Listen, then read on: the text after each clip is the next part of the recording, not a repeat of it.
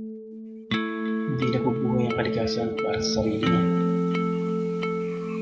Hindi sumisikat ang araw para sa sarili niya.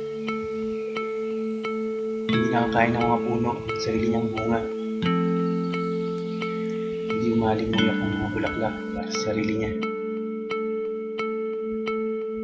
Nabubuhay ang kalikasan para sa isa't isa.